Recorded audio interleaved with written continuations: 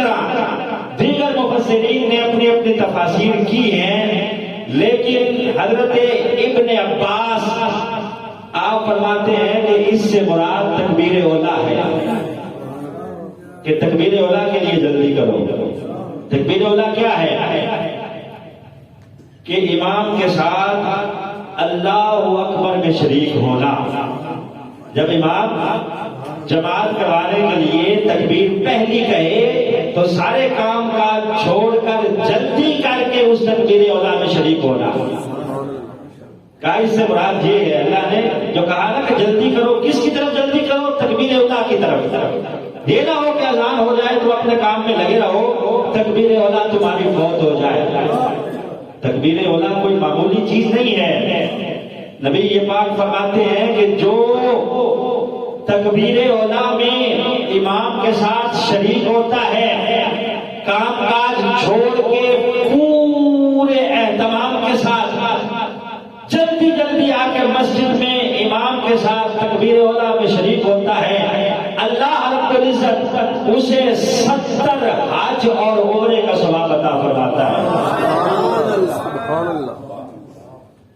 اب اتنا چھوٹا سا کام اور اجر اتنا زیادہ، اس لیے اجر اتنا زیادہ رکھا ہے کہ بندے نے اب اپنے کام چھوڑ دیے ہیں، اس کی فکر میں لگ گیا ہے کہ کہیں میری جماعت کی تکبیر اولا فوت نہ ہو جائے، تو اللہ نے اس پر اجر اتنا رکھ دیا کہ اس کے لیے اب اجر اتنا ہے کہ 70 حج اور عمروں کا ثواب جو اسے عطا کروں گا جو امام کے ساتھ تکبیر اولا میں شریک ہو جائے گا۔ نبی یہ پاک نے ایک حدیث میں فرمایا کہ تکبیر اولا دنیا و مافیا سے زیادہ بہتر ہے۔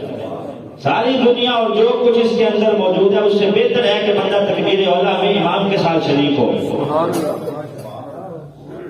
نبی یہ پاک صلی اللہ علیہ وسلم نے فرمایا کہ 3 مقامات ایسے ہیں جب وہ موقع آتے ہیں تو اللہ کا عرش کانپ اٹھتا ہے، زمین و آسمان رو پڑتے ہیں۔ کون سے؟ کہا ایک اس وقت جب کوئی یتیم بد دعا کرتا ہے، کسی سے تنگ آ کے بد دعا کرتا ہے تو اس کی بد دعا سن کر اللہ کا عرش کانپ جاتا ہے، زمین و آسمان میں لرزہ طاری ہو جاتا ہے، تڑپ اٹھتی ہے کائنات۔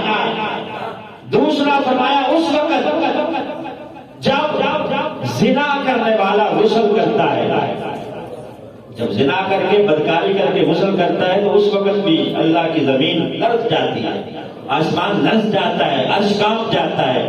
تیسرا فرمایا اس وقت جب بندہ مومن کی تکبیر اولا فوت ہو جاتی ہے، آسمان کہتا ہے یا اللہ میں اس کے اوپر گر نہ جاؤں، زمین کہتی ہے یا اللہ میں پھٹ نہ جاؤں تاکہ اسے اپنے اندر سمیٹ کر اسے جہنم کی گہرائیوں میں گرا دوں، جس نے سستی کی ہے اور تکبیر اولا کو فوت کر دیا ہے۔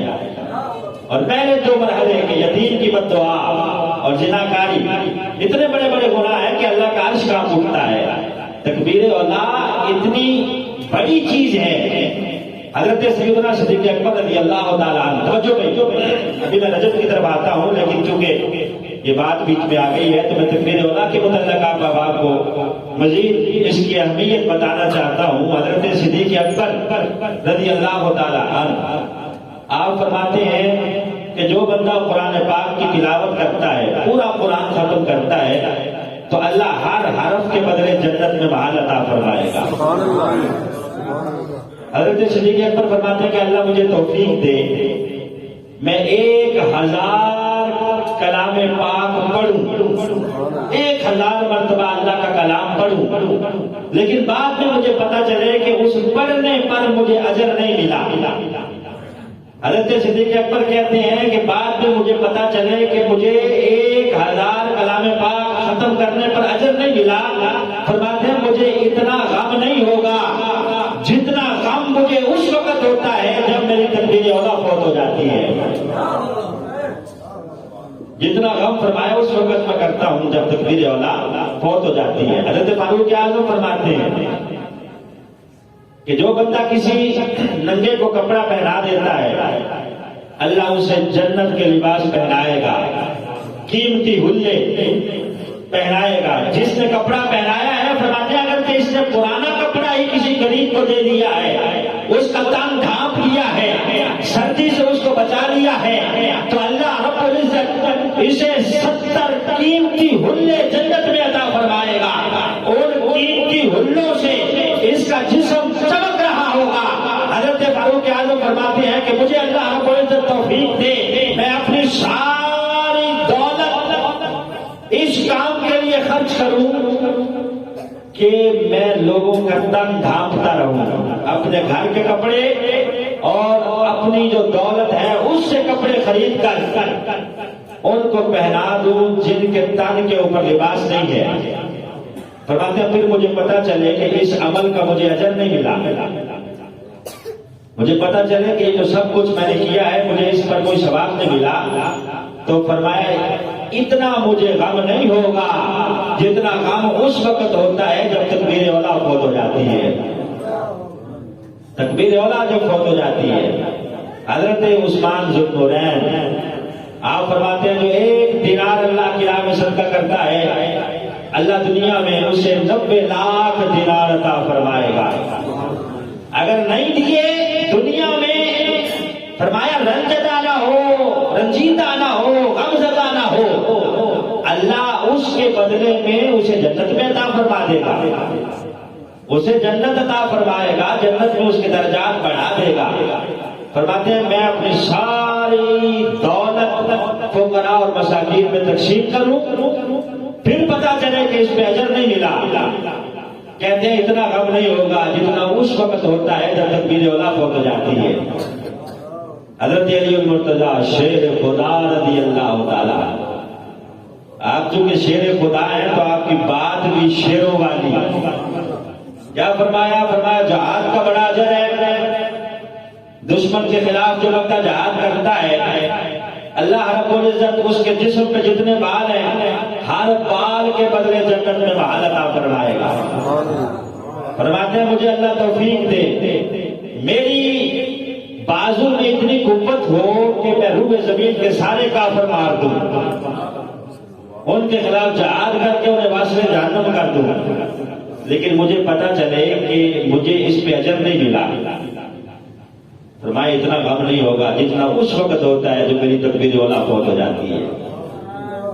اب آپ دیکھ لیں کہ یہ تکبیر اولا جان بوجھ کے بندہ اگر گھر میں بیٹھا رہے، کوتاہی کرے، تکبیر اولا نکل جائے پھر آئے تو کتنا بڑا اس نے اجر تھا جو اس نے کھو دیا ہے. نبی یہ پاک فرماتے ہیں جب بندہ تکبیر اولا کے ساتھ آ کے نماز میں شریک ہوتا ہے، اگر 2 بندوں کی جماعت ہے تو ہر ایک کو 70 نمازوں کا اجر آتا ہے. اگر 3 بندوں کی نماز ہے ہر ایک کو 100 نمازوں کا اجر. فرمایا اگر وہ جماعت 4 بندوں کی ہے ہر ایک کو 500 نمازوں کا اجر. فرمایا اگر 10 بندوں کی جماعت ہے یا اس سے بڑھ گئی ہے اب اجر اتنا اللہ عطا فرماتا ہے کہ فرشتے لکھنے سے عاجز آ جاتے ہیں، کیونکہ بندے نے تکبیر اولا امام کے ساتھ کہی ہے اور تکبیر اولا میں شریک ہو گیا ہے. اسی طرح ایک اور روایت میں نے پڑھی، اس میں نبی پاک صلی اللہ علیہ وسلم نے فرمایا کہ تکبیر اولا جو ہے نا بندے کی، یہ اللہ رب العزت کی بارگاہ میں جا کے دست بستہ کھڑی ہو جاتی ہے خوبصورت شکل میں. فرشتے پوچھتے ہیں کہ تو کون ہے اتنی خوبصورت شکل والی؟